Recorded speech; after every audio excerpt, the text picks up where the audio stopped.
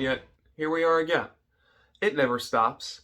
I know I said yesterday that it was kind of a lighter week for Batman books. Nope, I was wrong. Lots of books. I want to say it was like 9 new Batman books. So I've got a big old stack. In addition to the usual titles, there were some new books that came out this week, but did I pick them up or did I let them skip? Well, let's take a look at what's in the bag. Okay, so to kick things off, with Fear State wrapping up, there were still 2 new Fear State tie-ins this week. We got Batman Urban Legends number 9, for which the Batwoman story in this ties into Fear State. My guess is none of the other stories will, but that one will. And then we also got the up and down experience that's been I Am Batman. This is issue number 3, also tying into Fear State. In terms of main continuity, we did get The Joker, issue number 9 this week, featuring, as usual, regular favorite of mine, Punchline, as the backup story. Also, still chugging along is Future State with Future State Gotham, which is the black and white book that DC's been putting out post the Future State launch. You guys know the drill. I have a whole stack of Future State books, of which this is just going to get added to the pile, so no opinions on this one for now. And then I also picked up 2 non-continuity books this week. I got Harley Quinn, the animated series, issue number 3. One of those books where if you love the show, you're going to love the comic. It really captures the tone of that series really, really well. And arguably the most exciting take on Harley Quinn that we've gotten in comic book form since the launch of Infinite Frontier. And then finally I picked up issue 2 of Batman the Imposter, which issue 1 of this was really, really good. Artwork in this by Andrea Sorrentino, which is always really, really a pleasure to look at. Great layouts, wonderful atmosphere in the art. If you like Andrea Sorrentino, you really can't go wrong with this book. And it also gives us kind of an early hint as to what the Batman movie is going to be like, given that this is written by the person who is writing that movie. So that, of course, leaves a few books that I didn't pick up. First of all, I didn't pick up Pennyworth, issue number 4. Just not watching that show, not really interested in that mini-series. I picked up issue 1 by accident. I never actually read it. Also, Batman Scooby-Doo Mysteries is continuing with issue number 8 this week. Probably a book I would have actually picked up just for fun if I had picked it up when it started. And then the big one that I skipped this week was Robin and Batman. This has a creative team that I actually really, really like. It's Jeff Lemire and Dustin Nguyen. They're both great talents, and I would love to see what they have to do with Batman. I leafed through it. I thought about picking it up, but ultimately I decided against it. It's basically an early Dick Grayson story with Batman. It just felt like treaded territory. I'm not sure that it's really going to have anything that interesting to offer. If you guys picked it up, let me know if it's something I really should have grabbed, but at the end of the day, I was more interested in picking up Batman the Imposter than I was in picking up Robin and Batman, so I kind of decided to pick between the 2. So that said, I'm going to dig into some books and let you know what I thought of what came out this week in Batman.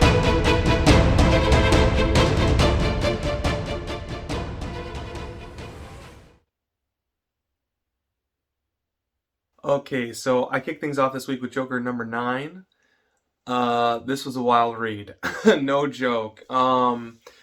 This is a book I'm really excited to reread when it's all kind of said and done. I'm not sure if this is going to continue after Tynion wraps up this massive arc that they're doing, or kind of what the scoop is. It feels like we're in for like 12 issues, and then I don't know where you would go after that. But very much unlike Fear State, where you have all these different characters and plot threads going on that don't really feel like they pay off. This has got just a ton of stuff going on. A lot of DC history put into this book and tied into the greater narrative of what's going on, all in a way that makes it feel really cohesive, really interesting, and pays off in some really crazy ways. So you finally get to find out what this guy is actually up to, and it is some nefarious, sick stuff. Now, while it's not the same type of a crime, I definitely got some like Jeffrey Epstein vibes in this, where he's talking about all this horrible stuff that he's doing and basically showing it off to Jim Gordon just to illustrate that, you know, he's in bed with all these really powerful, influential people, and it doesn't really matter how evil the stuff is he's doing because it's ordained by the powers that be, and he's immune to the law. If he were to ever squeal, he would basically just be killed. So basically what he's ultimately up to is creating genetic material and growing humans to replace humans that currently exist. So his idea is to create designer supervillains, of which this new Bane is one of them, that can be controlled, pitted against the Dark Knight, and then sold to the highest bidder. But that's not all, because he's also just growing human tissue, because a lot of the elite that he reports to have cannibalistic tendencies. And he talks about how in, like, Michelin star restaurants, there's a secret menu that everybody gets to go eat human flesh, which is, of course, disgusting, gruesome, over the top, but really fitting for a mature rated Joker book. Really an excellent read this week. I really got a kick out of it. Filler artist, but did a good job. It definitely is trying to channel the Gilliam March aesthetic. Doesn't quite get there, but it's also not distracting. It's actually pretty solid overall. Now, of course, we have a backup story in this, which is Punchline. It is also solid. I think it paled a little bit in comparison, but that said, a lot of good developments in here too. You get to find out what's going on with Kelly and her relationship with Punchline. And as usual, my biggest complaint with this book is that it isn't its own book. I'm kind of hoping once this initial arc wraps up, which it seems to be heading to a conclusion in which Punchline is going to be on trial and we're going to get a resolution to that whole plot thread. I'm hoping that they get the chance to just do a Punchline book on its own and we can see where that's headed. Great read. Can't wait to read this as a whole once it's finished. If you aren't picking it up, pick it up as a collection. The first collection just came out like a couple weeks ago, I think. So well worth your time to read that way, and then just wait for the next trade. Probably that's the best way to consume this story anyway. If you're someone who's picking this up in singles, this is going to be a treat. And you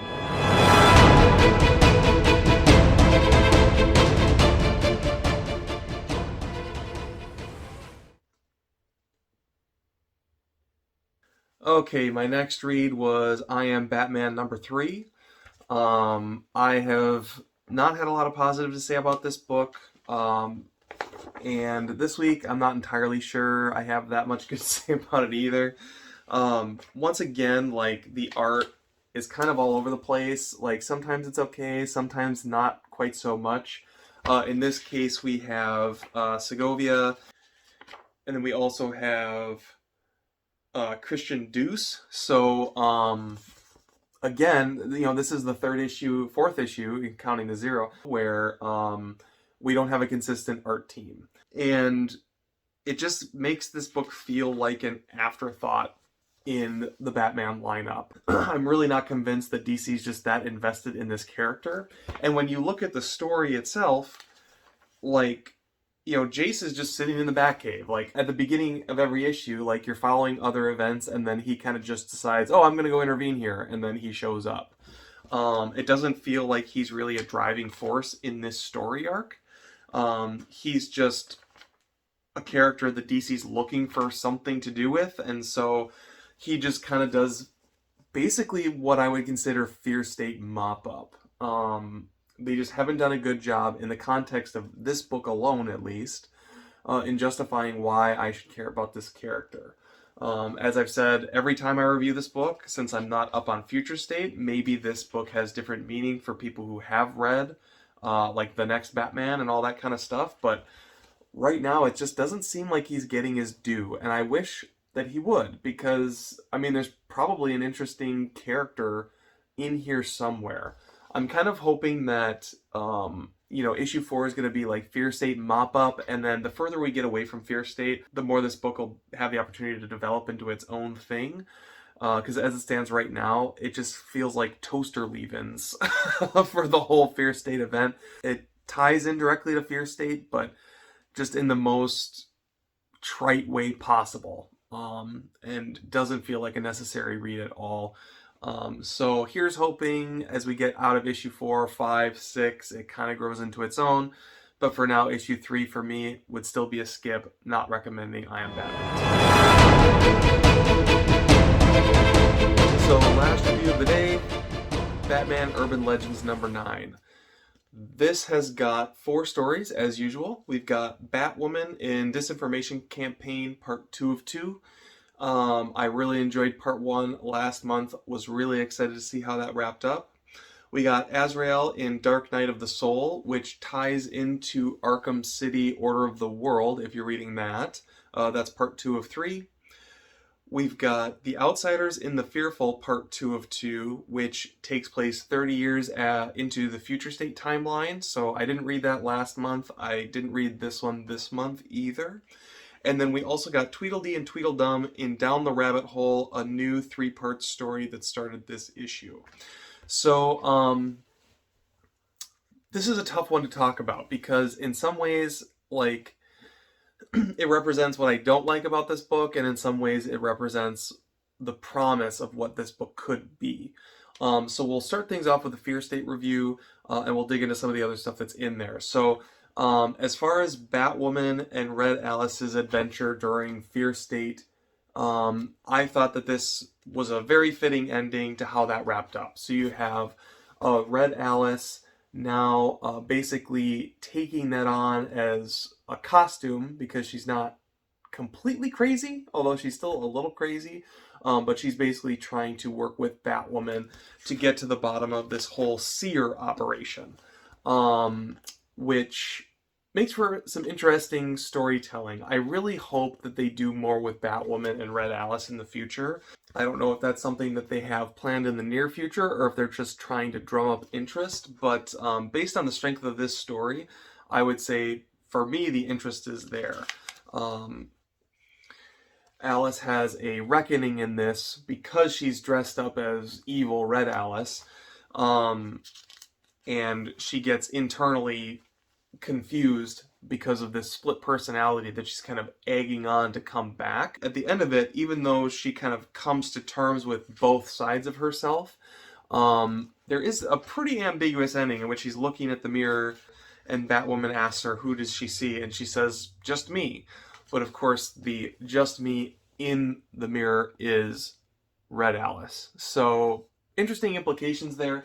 I hope that they dig further into that. I do think that that would make a really, really interesting ongoing story. Also on the positives is the Tweedledee and Tweedledum story. And this is where it's like the best of what this book has to offer. Because like you're never going to get a Tweedledee and Tweedledum story as an ongoing series.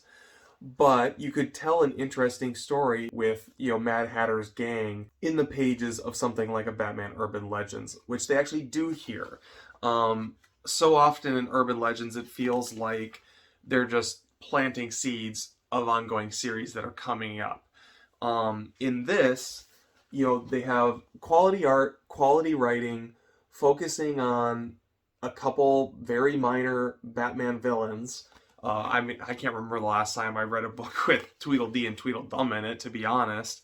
And it really humanizes them, tells an interesting story, it has something to say, and I can't imagine that this is really laying the stage for anything. It's really just about exploring these two obscure characters, which is great. This is exactly the kind of story I want to read in Batman Urban Legends. So basically, premise of this is Tweedledee, I think? Yeah, Tweedledee is sick.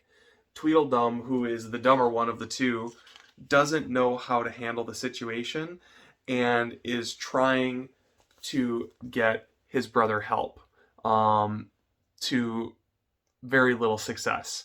Has some pretty strong political messages, which I'm not really going to get into here. At the end of the day, I thought that it was a very human story with a couple characters that I found surprisingly interesting.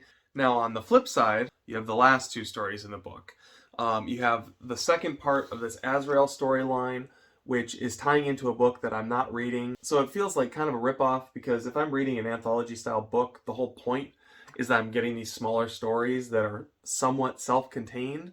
Azrael ties into Order of the World, but now it's also tying into the main goings-on of Task Force Z, in which they explain where this new Lazarus pill or whatever it is that's bringing people back to life is kind of coming from. Now, I am reading Task Force Z, but that's not really the point. It's just a coincidence. I should be able to pick up this book and get a series of self-contained stories And then ditto for the Outsiders tie-in, which is a Future State book. So ultimately you have 3 out of the 4 stories in here tying into other very specific events going on in DC. Future State, Fear State, Order of the World, Task Force Z.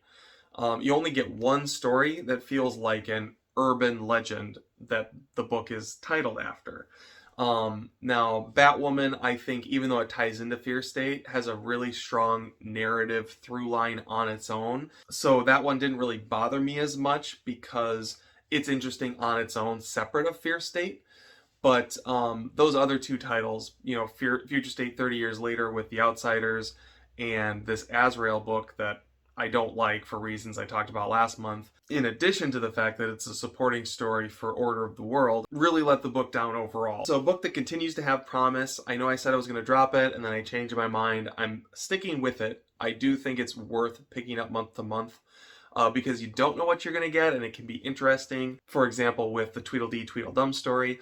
But definitely frustrating for a book that's price pointed at $7.99, that it requires so many other purchases to get the full $7.99 out of it.